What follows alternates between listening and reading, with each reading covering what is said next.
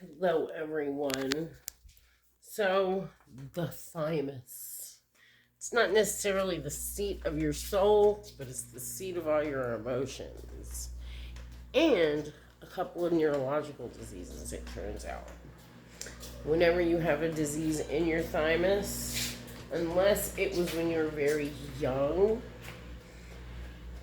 it's called a neurological disorder. And, other than just different lymphatic cancers, there's really only one disease, and it is called myasthenia gravis, which is basically a broken heart, or the effect that happens when somebody gets a cancer diagnosis. They could have possibly lived for years, but they die in a month. Like the end result is them on a ventilator. They gave up. They couldn't take it anymore. Or like when Johnny Cash died, his wife or when his wife died, I apologize. When his wife died, he died 2 weeks later. Couldn't bear the thought of life without her, and that is myasthenia gravis. It's also kind of where the placebo effect comes from. But basically, it is the center of your immune system. It is any immune disorder is also a disorder of the thymus because that's where your T cells are created. It's a lot to do with AIDS, HIV, promiscuous sex, and the fact that it's very attached to emotions and emotional attachment. I thought that was a pretty interesting connection. And when you draw a heart, like under a little diagram of it, it's basically like two lobes, and it resembles kind of the shape of a heart. My daughter draws them all the time. At birth, it's very large. It's between 4 and 6 centimeters long, 2.5 centimeters wide, and about a centimeter thick. And so that's where those connections happen when you're first born. And like why it's so important for mothers to spend time with the baby first and things like that. It is like detrimental because we are built for connection, and it's very active during childhood. And so it's really important, to cherish these connections that you have with the people that you love. And when, God damn, I hit the wrong button. And when these connections get damaged, they shrink. That your thymus actually shrinks when you're going through trauma. Your thymus actually shrinks. It also has quite a bit of effect on the longevity of life, how much you age, um, and things like that. If you can take care of it. If you're mad, fucking yell about it.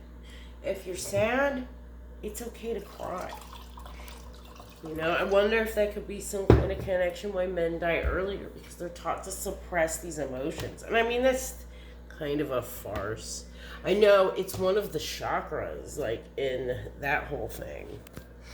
Um, when there's something goes wrong prior to birth with the thymus, that's when Down syndrome can also happen. And what's amazing about that is like Down syndrome, long ago they considered it like one of these diseases where it's like they have this endless sense of joy. Like they're always happy regardless of their situation. They're people that have Down syndrome, they're able to maintain that. Like they don't become, have like they're not like other different mental disorders where they can become extremely violent, like retard strength. Like they're just generally very well mannered, sweet individuals. And I can attest to that. There was at a class of children with Down syndrome at the high school that I went to, and they were all like really sweet. Like you gotta be a real jerk to be mean to somebody who's with that disorder.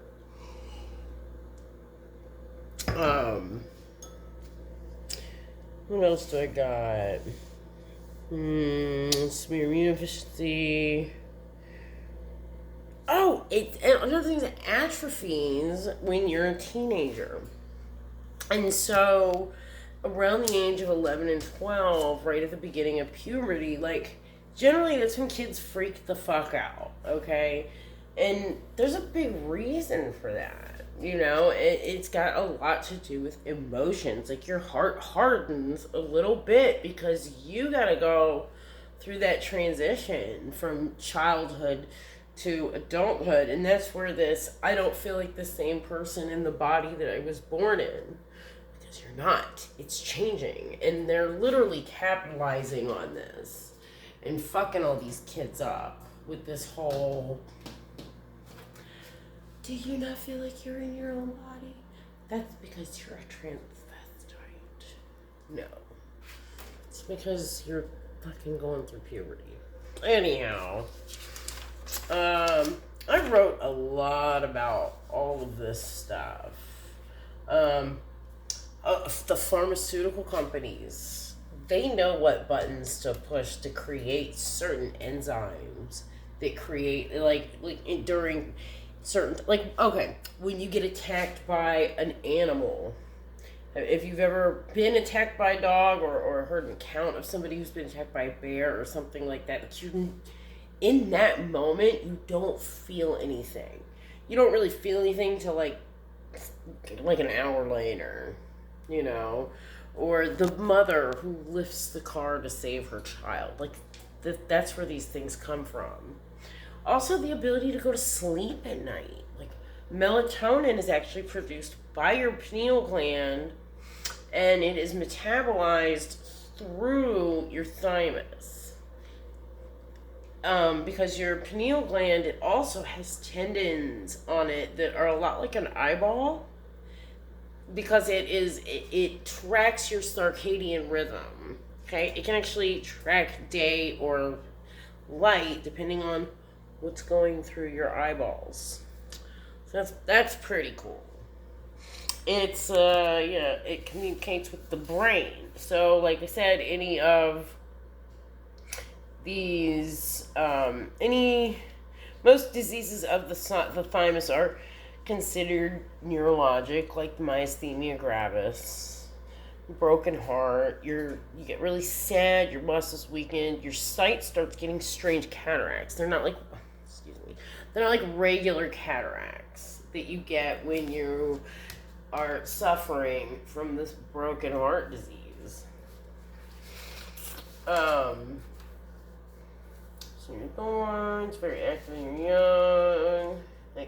Children do. They experience trauma much differently than we do as adults. It's a lot more intense. Like, somebody says, fuck you, you're a piece of shit. You're like, fuck you too.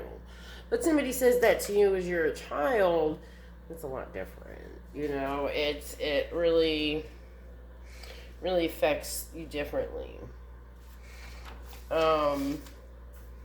Stress makes you old. I think I've already said that. It also, what it does is it creates the sensation of dreaming, right? It has a lot to do with that. And so if you don't get enough sleep, like somebody who's smoking methamphetamines, they start to have audio visual hallucinations because they haven't slept in a fucking week. That is because of your thymus, and you have to release these chemicals. Your body has to release them, and if it doesn't, it'll just start releasing them during the day.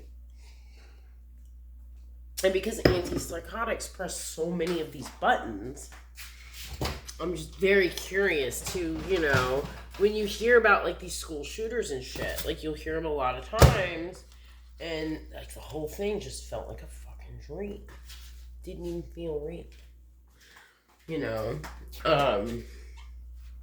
That has a lot to do with thymus. So it's just a lot of very bizarre things, watching a lot of horror movies or a lot of really bad stuff, committing immoral acts. You may not feel it at the time, but it's actually causing problems in the moment. So there's so much to this. But I don't know. Y'all have a good night.